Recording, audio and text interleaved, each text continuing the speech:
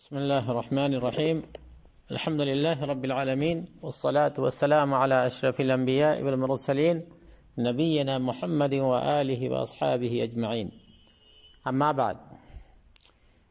پیارے دوستو، محترم ساتھیو، اب ہم آپ کے سامنے توحید کے سبق میں ایک ایسی بحث لے کے حاضر ہوئے ہیں جس کو بہت دھیان سے سمجھنا اور پڑھنا ضروری ہے۔ وہ سبق کا عنوان ہے التبرک بالاماکن والآثار والاشخاص احیاء و امواتا۔ عربی میں اس کا عنوان اس طرح ہے التبرک بالاماکن والآثار والاشخاص احیاء و امواتا، یعنی جگہوں اور چھوڑی ہوئی چیزوں سے تبرک حاصل کرنا یا کسی شخص سے تبرک حاصل کرنا، چاہے وہ زندہ ہو یا مردہ ہو۔ تو اس بارے میں آپ کے سامنے آج بحث آئے گی کہ تبرک وغیرہ کی یہ شکل لینا کیسا ہے۔ چنانچہ فرماتے ہیں کہ نئی ایجاد کردہ بدعتوں میں سے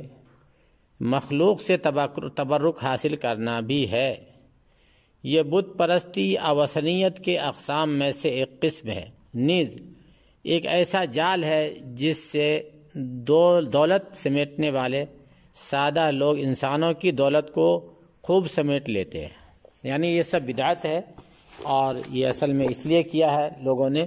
تاکہ خوب پیسے سمیٹیں، پیسے جمع کریں،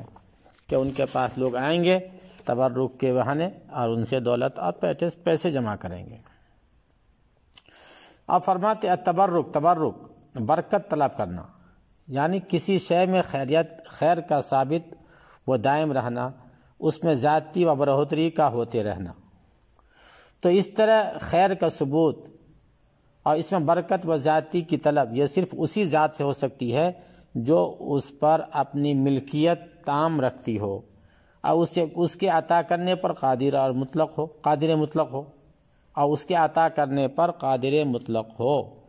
اور وہ صرف اللہ کی ذات ہے۔ پس کیونکہ وہی ذات ہے جو برکت کا نزول فرماتی ہے اور اسے ثابت اور قائم رکھتی ہے،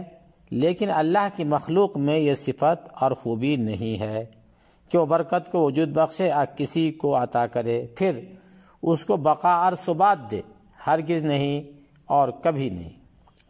تو جب حقیقت ایسی ہے تو پھر مقامات و آثار سے اور زندہ انسانوں اور مردوں سے تبرک جائز نہیں ہے، کیونکہ یا تو یہ شرک ہے اگر آدمی نے یہ اعتقاد کر لیا کہ یہ چیز بذات خود برکت عطا کرتی ہے، اور یا تو یہ شرک کی جانب وسیلہ ہے۔ سمجھے نا، کہ اگر یہ ذہن میں آ گئی، لوگوں نے یہ سمجھ لیا کہ یہ خود فائدہ پہنچاتی ہے، تب تو یہ شرک ہے۔ اور اگر یہ عقیدہ ہے کہ یہ شرک کی جانب وسیلہ ہے، اگر یہ اعتقاد رکھا کہ ان کی زیارت اور انہیں چھونا، ان پر چھونا اور ان پر ہاتھ پھیرنا، یہ سب چیز اللہ کی جانب سے حصول برکت کے لیے سبب ہے، یعنی اگر سبب بھی مانا، یعنی یہ نہیں کہ وہ خود جو ہے نفع نقصان پہنچاتی ہے یا برکت دیتی ہے، لیکن اگر اس کو صرف سبب بھی جانا تو بھی یہ شرک کی طرف پہنچانے والا وسیلہ ہے۔ اور فرماتے ہیں جہاں تک صحابہ کرام اور رضوان اللہ علیہ اجمعین کی بات ہے کہ وہ لوگ نبی کریم صلی اللہ علیہ وسلم کے بال مبارک، آپ صلی اللہ علیہ وسلم کے تھوک مبارک، آپ صلی اللہ علیہ وسلم کے بدن مبارک، بدن پاک، جسم اطہر، اور جو چیزیں الگ اور جدا ہوتی تھی، آپ صلی اللہ علیہ وسلم سے جو چیزیں جدا ہوتی تھی جیسے پسینہ وغیرہ سے تبرک لیتے تھے،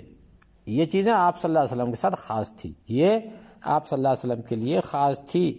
جبکہ آپ صلی اللہ علیہ وسلم باحیات تھے اور ان کے درمیان موجود تھے۔ اس پر دلیل یہ ہے کہ صحابہ کرام رضوان اللہ علیہ اجمعین آپ صلی اللہ علیہ وسلم کی قبر مبارک حجرہ شریفہ سے تبرک نہیں لیے، اور نہ ہی ان مقامات اور جگہوں کی طرف کبھی قصد کیا یا رخت سفر باندھا جہاں آپ صلی اللہ علیہ وسلم نے کبھی نماز پڑھی ہو یا تشریف فرما ہو کہ ان مقامات سے تبرک لیں، تو پھر مقامات اولیاء سے بدرجہ اولا تبرک لینا جائز نہیں ہے۔ یعنی صحابہ کرام رضوان اللہ اجمعین نے نبی کریم صلی اللہ علیہ وسلم کا حیات میں آپ صلی اللہ علیہ وسلم کی بعض چیزوں سے تبرک لیا، تو یہ آپ صلی اللہ علیہ وسلم کی خصوصیت تھی۔ لیکن آپ صلی اللہ علیہ وسلم کے حیات مبارکہ کے دنیا سے چلے جانے کے بعد، یعنی آپ کے انتقال فرما جانے کے بعد جو ہے ایسا ثابت نہیں ہے کہ صحابہ کرام جو ہے کہیں ایسی جگہ سفر کیے ہوں باضابطہ بالارادہ کہ وہاں پہ آپ صلی اللہ علیہ وسلم نے تھوڑی دیر وہاں پہ رکے تھے تو چلو وہاں 2 رکعت نماز پڑھ کے آ جاتے ہیں یا وہاں دعا کر کے آ جاتے ہیں۔ اس طرح کا صحابہ کرام سے کوئی بھی عمل ثابت نہیں ہے۔ تو پھر اولیاء اللہ وغیرہ کے بارے میں اس طرح کا ارادہ اور قصد کرنا کیسے درست ہو سکتا ہے؟ فرماتے ہیں آج صحابہ کرام رضوان اللہ علیہ اجمعین اپنے درمیان اشخاص صالحین جیسے ابوبکر و عمر وغیرہ ہما رضوان اللہ اجمعین سے جو کہ افاضل صحابہ تھے کبھی بھی تبرک نہیں لیے۔ یعنی صحابہ کرام میں عظیم مقام تھا ان کا، لیکن ان سے بھی کبھی صحابہ نے تبرک نہیں لیا، نہ تو ان کی زندگی میں، نہ ہی ان کے مرنے کے بعد، اور نہ ہی وہ لوگ کبھی غار حرا گئے اس میں نماز پڑھی اور دعائیں کریں، اور نہ کبھی کوہ طور پر گئے جہاں پر اللہ نے سیدنا موسیٰ علیہ السلام سے کلام کیا کہ اس میں نماز پڑھیں اور دعا کریں، اور نہ ہی ان کے علاوہ دیگر مقامات پر گئے جو پہاڑوں کے اندر بنائے جاتے ہیں کہ وہاں نبیوں وغیرہ کے مقامات و آثار ہیں، اور نہ ہی کبھی مشہد پر گئے جو کہ انبیاء میں سے کسی نبی کے آثار پر بنائے گئے ہوں۔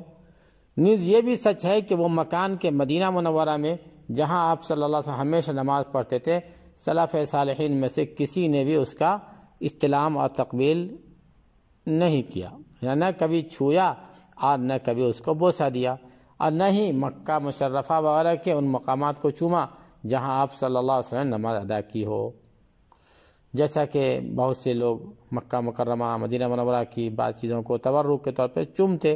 اور اس کو بوسہ لیتے ہیں وغیرہ وغیرہ۔ تو بولتے ہیں صحابہ کرام نے کبھی ایسا نہیں کیا۔ تو جب آپ صلی اللہ علیہ وسلم نے ان مقامات کو جہاں آپ صلی اللہ علیہ وسلم کے قدمین شریفین مبارکین چلے ہوں اور آپ صلی اللہ علیہ وسلم نے نماز پڑھی ہوں اور اپنی امت کے لیے مشروع نہیں کیا کہ ان کو جو چھوئیں اور اسے چومیں، تو بھلا ان مقامات کو تبرک کے لیے کیسے مشروع اور جائز مانا جائے جو جہاں آپ کے علاوہ کسی اور نے نماز پڑھی ہو یا سویا ہو یا آرام کیا ہو؟ ہرگز نہیں، اور کبھی بھی نہیں۔ علماء حق نے تو اسلام کو خوب کھنگال کر دیکھ لیا کہ کسی شے کا چھونا اور چومنا جو کہ آج کل مروجہ بدعت میں سے ہے، شریعت محمدیہ سے ان کا کوئی واسطہ نہیں ہے۔ تو آج کے سبق میں اتنا ہی، انشاءاللہ اس کے بعد والے اسباق کو ہم پھر لے کے عن قریب حاضر ہوں گے۔